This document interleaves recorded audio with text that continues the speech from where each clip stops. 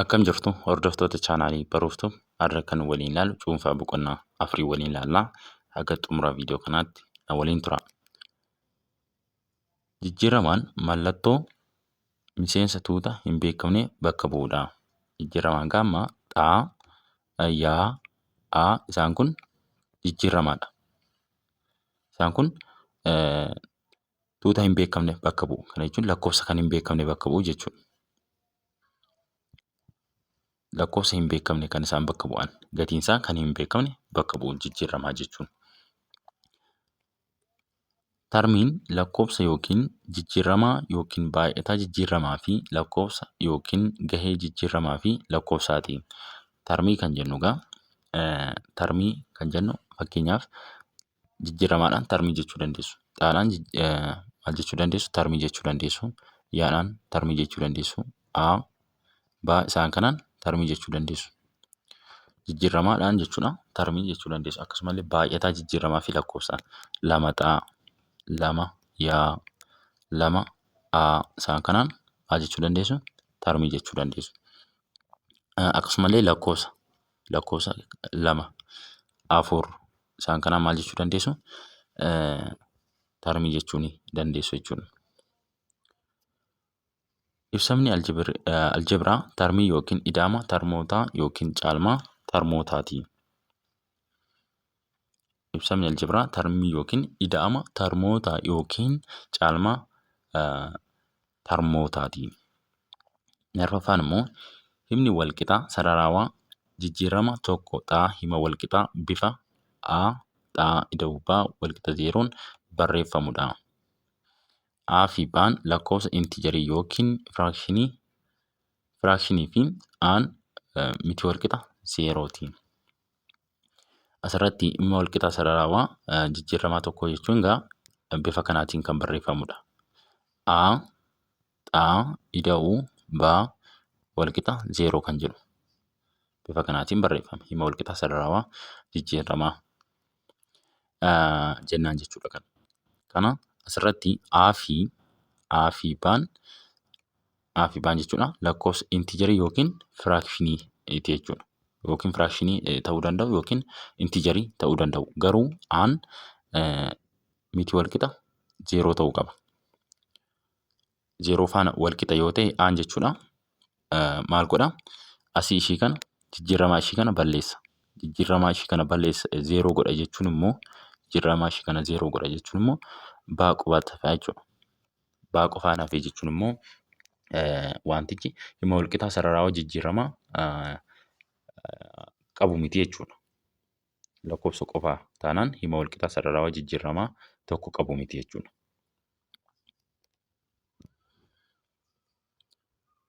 Hima walqixaa furuu jechuun mandhee jijjiiramaaf kenname keessaa gatii hima walqixaa kenname dhugaa taasisu barbaaduu jechuudha. Fakkeenyaaf lama xaa walqixa afur jedha. Kun himni kun nuu kennameeti jira. As keessaa gatii xaa barbaaddu. Gatii xaa yeroo barbaaddan meeqa argattu? Lama argattu. Gatii xaa barbaaddu. Kana jechuun gatii xaa argattan kana fiddanii as keessa galchitan walqixa dhugaa nuu godhaa jechuudha. Kana jechuun lama baay'isuu lamaa walqixa afurii. Afur walqixa afurii dhugaa nuu taasiseera jechuudha. Lakkoofsi bakka jijjiiramaa hima walqixaa bu'uun himicha walqixa dhugaa taasisu furmaata himichaa jedhama. Asirratti maal jennee fakkeenya fudhanne lama xaa walqixa afur jenneerra. Gatiin xaa meeqadha? Lamadha. Kanaafuu xaan kun maanni furmaata hima kamiiti? Furmaata hima kanaati. Lamni kun jechuudha. Lamni asitti argattan kun maanni furmaata hima kanaati jechuudha. Lama xaa walqixa afurii kanaati. Tuunni furmaata hima walqixaa sararaawaa tuuta miseensa isa furmaata hima walqixaa sararaawaa ta'edha. Tuunni furmaata hima walqixaa sararaawaa tuuta miseensa isa furmaata hima walqixaa sararaawaa ta'edha. 8ffaan hima walqixaa mandhee kenname keessatti furmaata tokkichaa yookiin wal fakkaataa qaban himoota walqixaa walgitaa jedhama. himoonni tokko gargar ta'uu danda'u. Himni isaa gargar ta'uu danda'a. Garuu furmaata isaa yeroo furtan gatii isin argattan tokkodha yookiin wal qixadha taanaan maal jennaani? Himoota wal gitaa jedhamu jechuudha. Fakkeenyaaf 2 wal qixa 4 jenna. Wal qixa 4 jenna. Kan biroo immoo jechuudha ida'uu 4 wal qixa 6. Isaan kun maal inni? Himoota wal qixaa wal gitaa jedhamu jechuudha. Kunii fi kun himoota wal qixaa wal gitaa jedhamu. Maaliif himni kunii fi himni kun garagara asirratti akkuma argitan garagara himni isaa. Garuu furmaanni isaa wal qixadha. Asitti inni kun meeqa argata gatii xaa? Gatii xaa inni kun meeqadha? Inni kun gatiin xaa wal qixa 2 ta'a. Kan isa kanaa kunis gatiin xaasaa wal qixadha. Furmaanni isaa wal qixa taanaan wal fakkaataadha taanaan himichi immoo gargar taanaan maal jennaani? Himoota kanaan himoota wal qixaa wal gitaa jennaani. Gama lamaan hima wal qixaatti lakkoofsa yookiin tarmii gosa tokkoo ida'uun yookiin irraa hir'isuun hima wal qixaa kenname gara hima wal qixaa wal gitaatti jijjiira. Gama lamaaniin hima wal qixaa yookiin lakkoofsa yookiin tarmii gosa tokko ida'uun yookiin irraa hir'isuun hima wal qixaa kenname gara maalitti jijjiira? Gara hima wal qixaa wal gitaatti jijjiira jechuudha. Gama lamaan hima wal qixaa lakkoofsa 0 hin ta'in baay'isuun yookiin hiruun hima wal qixaa kenname gara hima wal qixaa wal gitaatti jijjiira. Gara kamitti jijjiira? Gara hima wal qixaa wal gitaatti jijjiira. Fakkeenyaaf fudhattanii yoo ilaaltan 2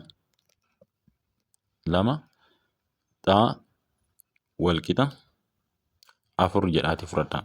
Maaliifan kana irra deddeebi'ee isinii fudhadhaa? Akka salphaatti ifa isinii ta'uuf. Asiin gama lamaaniin 3 baay'isaa. Asiinis 3 baay'isaa.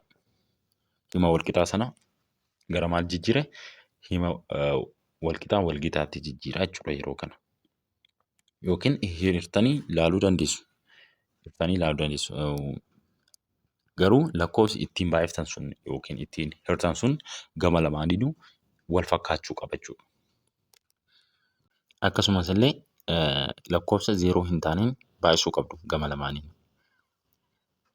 11ffaan lakkoofsa dhaabbataa caa miseensa tuuta intiijarii ta'uu kamiifuu yaan wal qixa caa hima wal qixaa sararaa dalgee sarara siiqqee xaa wajjin wal tarree ta'e fi tuqaalee 0 caa fi 1 caa keessa darbudha. Kana jechuun yoo kaafnu akkasiin kaaftu siiqqee kun siiqqee taati kun siiqqee yaati jechuudha. Maal gootu?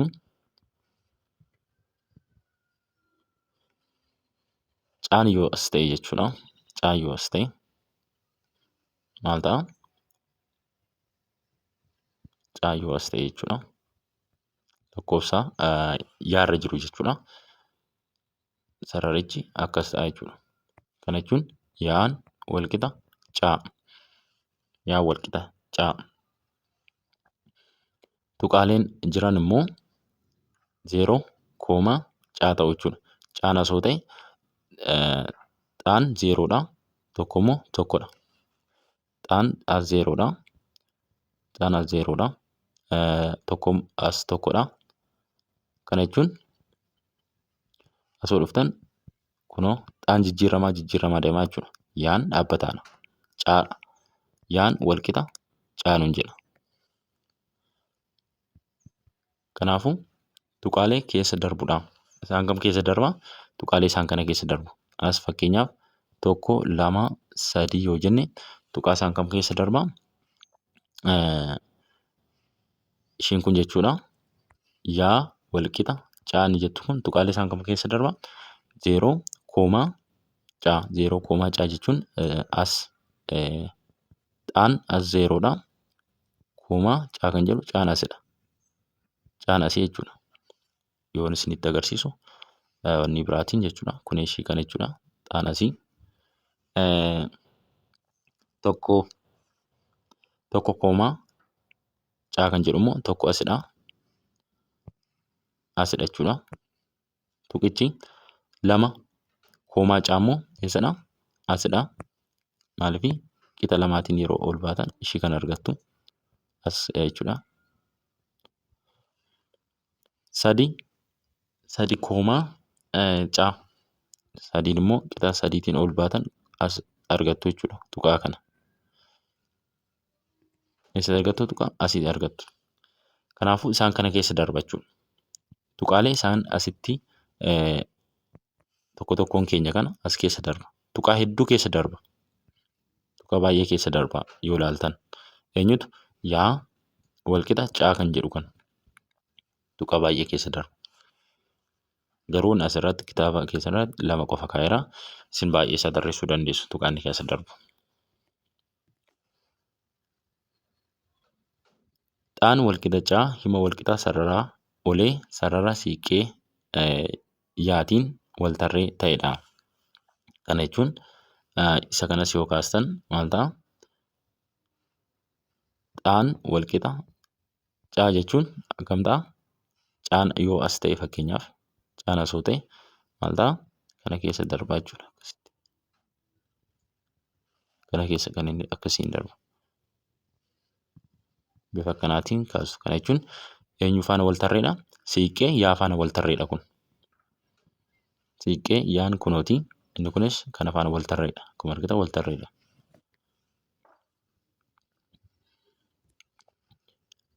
Maan miseensa intiijarii kamiifuu yaa walqixa maa xaa hima walqixaa sarara qajeelaa handhuura 0,0 fi 1, keessa darbudha. Kana jechuun kan kanaa yeroo kaaftan jechuudha. Giraafii isaa yeroo kaaftan maal ta'a? Akkasiin kaastu. Erga akkasiin kaastanii giraafiin kun maal keessa kan inni darbu? Ishii kana keessa qaxxaamura. Kana jechuun handhuura kan xaa kan yaa keessa qaxxaamura jechuudha. Yookiin akkasiin qaxxaamura yookiin immoo akkasiin qaxxaamura jechuudha. Kana jechuun bakkatti yaa fi xaan 0 ta'e keessa qaxxaamura. Sararri qajeelaan hima kanaa jechuudha. Hima kan yaa walqixa maa xaa kan jedhu. Maaliif xaadhaaf yeroo 0 kennitan maal ta'a? Yaa walqixa maa xaa miti. Yeroo xaan 0 ta'u asitti jechuudha. Iddoo kanatti yeroo xaan 0 ta'u maal ta'a? 0 godha jechuudha yaas. Fakkeenyaaf yaa walqixa maa 0 jettan maal lakkoofsa dhaabbataa wayii yoo ta'e yaa walqixa maal ta'a? Kana 0 godha jechuudha. 0. Kanaafuu yaanis 0 ta'a. Xaanis 0 ta'a jechuudha asitti. Kanaaf kan inni handhuura isaa keessa qaxxaamuru. Fi jedha. Fi 1, maa ta'a. Maaliif yaan walqixa maa xaadha mitiire maa xaa jedha. Kanaafuu xaan keessan 1 yeroo ta'u yaa walqixa maal ta'a? Maa ta'a jechuudha. Kana keessa darbaa jechuudha. Xaan 1 yeroo ta'u maan meeqa ta'a jechuudha? Maan maadhuma mataa isaa ta'a jechuudha. Maaliif yaa walqixa maa xaa jedha. Xaadhaaf 1 kennitu. Yaa walqixa maa baay'isuu 1 yaan walqixa maa ta'a. Kanaafuu yeroo kana yaan keenya maa ta'a jechuudha asitti akkuma argitan.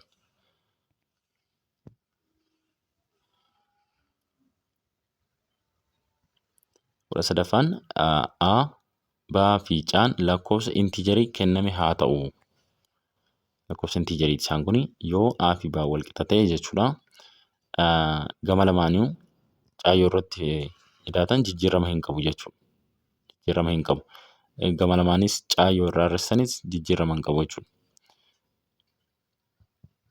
A caa A caa wal qixa baa caa kana jechuun gama lamaaniin yoo ittiin baay'isanis jijjiirama hin qabu jechuudha.